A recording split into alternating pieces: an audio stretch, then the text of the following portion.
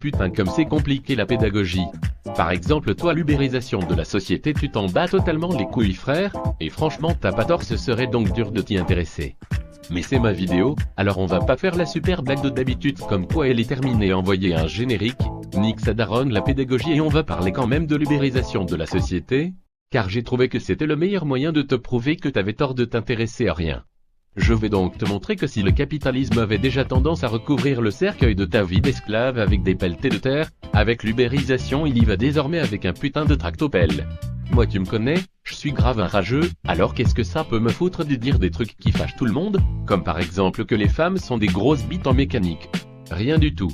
Pour la plupart, c'est même le genre à appeler un garagiste pour changer l'autoradio. Bref, tout ça c'est très différent de la fois où j'ai voulu changer mon autoradio, qui est un modèle bien plus sophistiqué et compliqué à installer que les autres, et le garagiste que j'ai appelé pour que nous discutions d'égal à égal du problème m'a finalement fait payer 45 € l'installation. 45 € pour un autoradio à 60 €, ça fait quand même mal au cucu, surtout que j'ai appris plus tard que j'aurais pu trouver un pigeon un voisin sur un site de solidarité, qui me l'aurait fait pour 5 sesterces. Ben l'ubérisation à la base mon pote, c'est ça, pas se faire sodome par un garagiste en essayant de se faire aider par des mecs pas professionnels mais qui s'y connaissent dans les trucs que tu connais pas, ou qui peuvent faire des trucs que tu peux pas, pour payer moins cher dans la grande solidarité du partage du communisme 2.0 de la joie. Et ça s'appelle ubérisation parce qu'un jour y a un mec qui a fait changer son autoradio par un garagiste qui s'appelait Uber, qu'est-ce que j'en sais putain. En tout cas, le phénomène pouvait s'adapter pour à peu près tous les services, alors bon ben voilà il s'est adapté pour à peu près tous les services. Et t'as rapidement eu des voisins qui pouvaient t'emmener en voiture, repasser ton linge, te sucer la bite, garder tes gosses, aller te chercher à bouffer tout ça. Bon ben je suis comme toi je vois pas le problème en soi, c'est la liberté et ça permet d'avoir un service de proximité au meilleur prix. D'ailleurs c'est pas la liberté en général qui pose un problème, faudrait vraiment être un connard pour réclamer moins de liberté. Mais bon voilà, quand t'as deux personnes qui veulent le même truc au même moment, elles ont plusieurs libertés, celle de s'entendre pour se le partager, ou celle de se battre pour savoir qui aura le droit de l'avoir. Et je dis pas que l'être humain a davantage tendance à opter pour l'une ou l'autre, mais je crois que le monde moderne favorise pas vraiment la coopération. Du coup, quand il y a deux voisins avec une voiture qui sont au taquet tous les deux pour t'emmener faire tes putains de courses, ben toi tu choisis la plus belle bagnole, celui qui est le moins cher, qui a la plus belle gueule. Je pense qu'il y a le mieux quoi.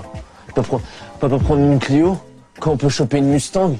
Bref, du coup avec internet, t'as une offre énorme qui s'est créée, et si au début c'était surtout des mecs qui s'organisaient en système d'échange local ou en machin communautaire un peu hippie mais salutaire où il y avait pas forcément besoin d'argent, ce qu'un fils de pute a fini par appeler l'économie du partage a fini par devenir un business. Le truc c'est que comme tout ce qui a une dimension mercantile, y a pas d'autres objectifs que la rentabilité, au prix de tout le reste. Tu veux une preuve ? Putain ça tombe bien, l'ubérisation est faite pour ça, c'est le genre à jamais s'essuyer les pieds et à foutre des preuves plein la moquette. Tu te rappelles de cette histoire de site où tu pouvais payer 5 $ pour faire écrire mort aux juifs sur une pancarte, par un boston gay à poil dans la savane en train de crever la dalle? PewDiePie lui il a testé, ça a choqué du monde mais principalement parce qu'il y avait le mot juif dans la vanne, alors qu'en fait le plus choquant c'est que tu puisses prostituer à distance des mecs dont t'as rien à foutre, pour presque rien bordel.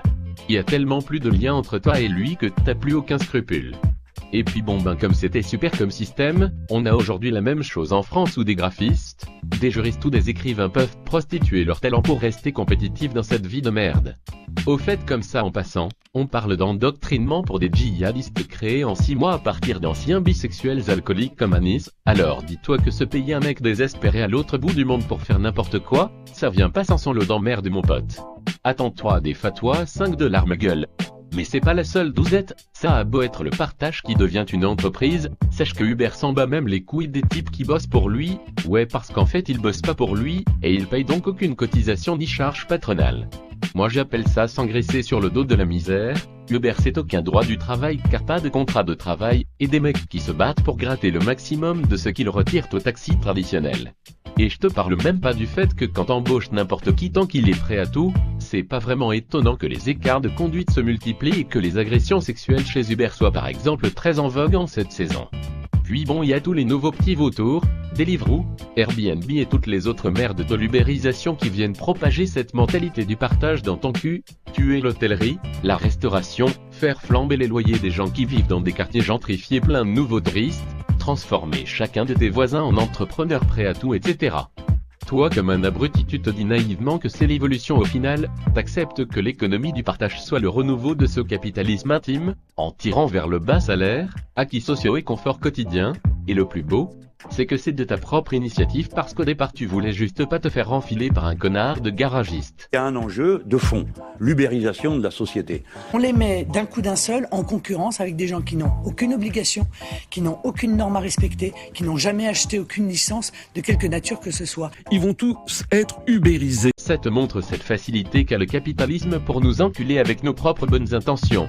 Alors on l'a vu, il y a une augmentation du travail à la petite semaine, qui va en augmentant la précarisation de cet emploi que les nouvelles ordonnances de cet enculé de président vont finir par désosser, mais il y a aussi une très nette augmentation de ta capacité à tapiner, comme le montre l'ubérisation du travail par l'exemple précurseur de la DIV, le pôle emploi du futur. Ce truc, qui dorénavant est validé légalement, c'est rien de moins qu'une mise aux enchères des jobs. Du coup, en pouvant modifier ton offre quand tu veux, c'est à toi de proposer le plus petit salaire que t'es prêt à accepter pour passer devant les rivaux qui auront moins bien baissé leur slip que toi. Vas-y, je te laisse 3 secondes pour pleurer du sang. En fait, l'ubérisation c'est un fléau, parce que ça s'empare du dernier truc que tu pouvais encore faire pour maintenir une cohésion sociale en enculant le système de profit systématique, l'entraide. Tu vas me dire que l'économie et la rentabilité c'est pas l'œuvre de Satan mais la pure logique de l'offre et de la demande. Ben je suis complètement d'accord avec ta logique de fils de pute. Mais dis-toi que pour foutre la merde y a pas toujours besoin d'un méchant, et que si par exemple les taxis Uber ont augmenté leur prix pendant les attentats de Londres pour évacuer la population, au même moment où les taxis faisaient ça gratuitement par solidarité, c'est pas par méchanceté abrutie, c'est parce qu'un putain d'algorithme calculait comme d'habitude les prix de manière totalement objective en les basant sur l'offre et la demande. J'ai comme l'impression que ça montre comment la pure logique peut parfois être un échec humain. Voilà. Maintenant fais ton j'en pense, et dis-moi que cet épisode était un peu confus et un peu touffu, parce que vois-tu c'est normal, l'ubérisation c'est un cancer qui s'insinue partout, elle est touffue comme Brigitte, et confuse comme un discours de son connard de petit copain.